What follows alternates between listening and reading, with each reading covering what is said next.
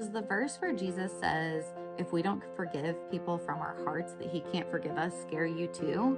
I don't know about you, but from the heart means like emotionally feeling like I've forgiven them. But how are you supposed to do that when someone has legitimately hurt you? Well, let's talk about it today while I batch cook this hearty winter soup. What if there was a way to forgive where there's true, genuine peace and release, and there's no more painful reminders of how you've been hurt and how you've been wronged? There's just a deep-seated okayness in your soul. Well, let me tell you, when I learned how to effortlessly forgive from the heart, it changed everything for me, and I can't wait to share with you all that I've learned. I'm Jenny. Welcome to my channel. Today, I want to share with you the 4 key ingredients for effortless forgiveness and the 3 things that we do internally that kind of block us from getting there.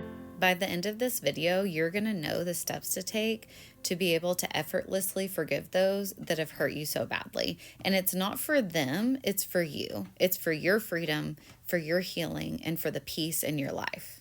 To explain what I mean, I want to start off by telling you a story about something that happened to me. After I had my first 2 kids, I went to the dentist for the first time in a long time. I'm surprised I'm told I have 6 cavities. I don't know what to do, so I go ahead and just sign up to start getting them filled. I get the first 4 or 5 done, and there's problems with each one of them. And then when it gets to the last one, doesn't go very well at all. And then he tells me that I need a crown. So then I have to invest more money into the crown. But after putting the crown on, he wants to put me on antibiotics. I thought that was a little suspicious. The next day I wake up with lockjaw and I can't open my mouth. I go back, I'm in extreme pain, and I'm now found out that I'm pregnant with my 3rd kid. So I can't really take any ibuprofen or any strong pain medicines. And I was in a ton of pain. Well, he kind of dismisses me and just tells me that it's TMJ. And so I kind of don't know what to do. I reach out to a client of mine I've had for a long time that was a dentist, and she gets me in, and we realize that I have a really bad abscess, which can be super dangerous when you're pregnant. I end up having to go in and get an emergency root canal from an endodontist, and it cost me $3,000 on top of the several $1,000s I paid him. Being self-employed, I had 0 dental coverage, and we didn't have the money. This really put us in a bind, and I remember being so upset, not to mention the physical pain and torture, literally torture, that I went through for them trying to pry my mouth open to be able to get to the root while I had this terrible abscess. And I'm no wimp. I mean, I've had 5 kids naturally. I have a very high pain tolerance. So here we are, and come to find out, all of the dental work that he did in my mouth was absolutely terrible. So I end up having to pay my old client to redo all of the other fillings in my mouth. So this man has cost me thousands and thousands of dollars and physical pain. And to this day, not to mention the fear and concern I had about the unborn child in my womb and how the abscessed tooth could really harm them. And since then, I found out of some shady business practices, and I might not have even had 6 cavities to begin with. Here's the dilemma. How do you forgive someone when they have physically harmed you and you're still dealing with the repercussions today?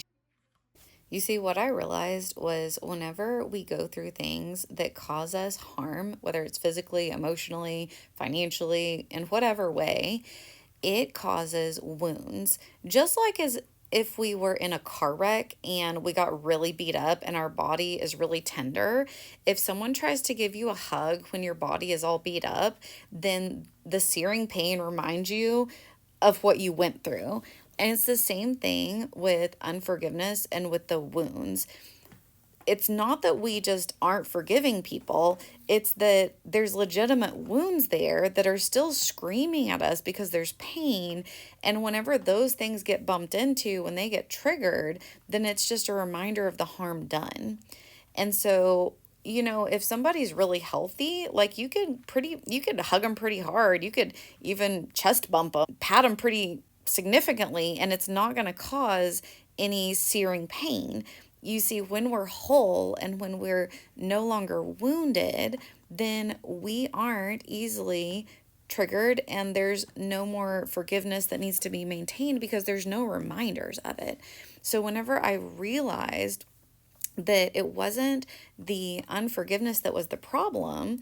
It was actually the wounds that the event had created that was causing the problem. And those wounds, what those actually are beliefs. And those beliefs created in those events are what are still causing harm whenever you feel them weeks, years, months later. And so I'm going to teach you how to find these wounds and how to heal them so that you can be free and that you can get hugged really hard and it's not going to hurt you at all. Doesn't that sound great? But first, I need to share with you the things that block us from even getting the healing to begin with. The first thing that really keeps us from effortless forgiveness is the fact that we're using unforgiveness as a solution, even though we think it's our problem. And what I mean by that is that we use unforgiveness as a protection to protect ourselves from other people, to protect ourselves from the past repeating itself. And as long as we're still using it as our protection, why would we let go of it? In that same vein, the second reason why we don't forgive is that we think that forgiveness means something that it doesn't mean. Like sometimes we think forgiveness means that if I forgive you, then I'm saying what you did was okay. But that's simply not true. Forgiveness is not saying that the harm done was okay. Forgiveness is saying, God, I trust you that you saw that and that vengeance is yours, that you're going to take care of it, and it's not my responsibility to take care of it. Also, in that same thing, is that sometimes we think forgiveness means I have to let this person in. This non repentant person that's harmful and hasn't changed, if I forgive them, then I have to allow them to be close to me again, or I have to allow them into the same position in my life again. And that's not true either. So sometimes it's simply our own wrong beliefs about forgiveness that are keeping us from even forgiving. But the truth is that sometimes it's wise to keep people distant, but you can still forgive them. For instance, if there's a girl and she's being continually molested by a family member and she grows up and has kids, she can still forgive that family member, but by no means should she go and hang out with them, be close to them, bring her kids over to their house, because that's not safe.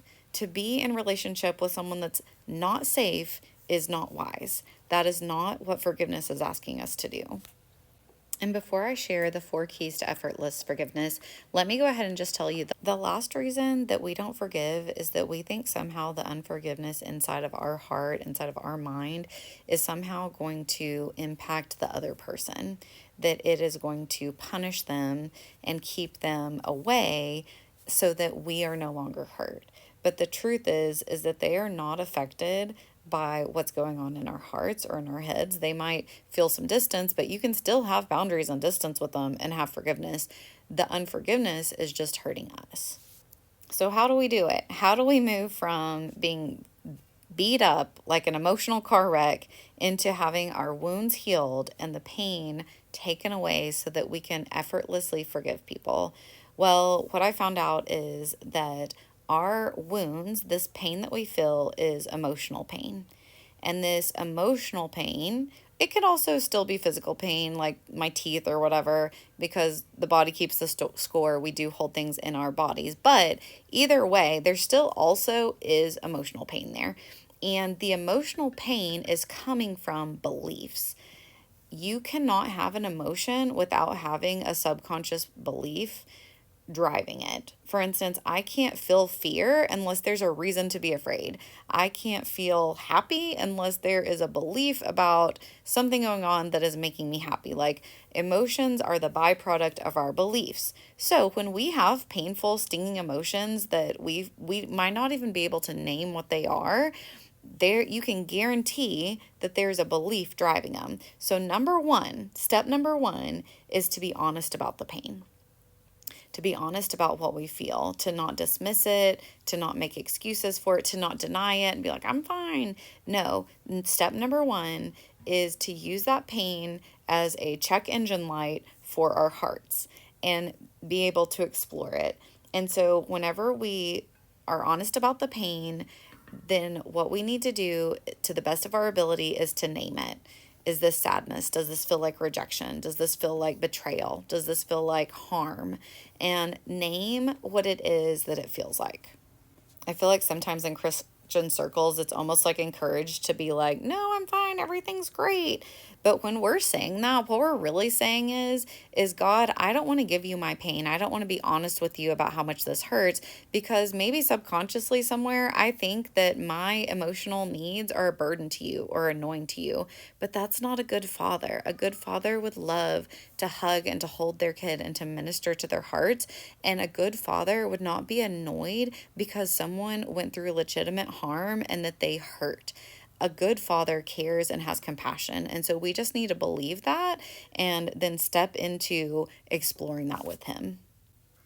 Key number 2 is that once we are able to acknowledge the pain and even name the pain, then we need to find the belief that is driving it. For instance, if I'm afraid, I might ask, what am I afraid of?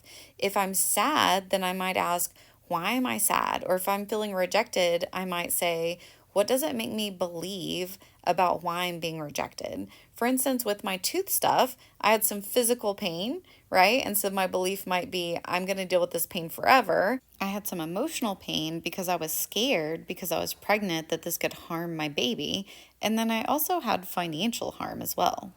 So those beliefs might have looked something like, my baby could have died, and also I was stolen from. And bonus points if you could take this even deeper and say, what does that make me believe about God? Like, does it make me believe that, hey, God let this happen? Or did it make me believe that, hey, I'm not being taken care of or I'm not being protected? And then extra bonus points if you can go even deeper. And the more emotionally intelligent you get, the easier this is going to get. But then what does that make me believe about myself, about why I was harmed or why I wasn't protected? And so that's step number 2, is to find those beliefs about the situation, about yourself, and about God, and write those down.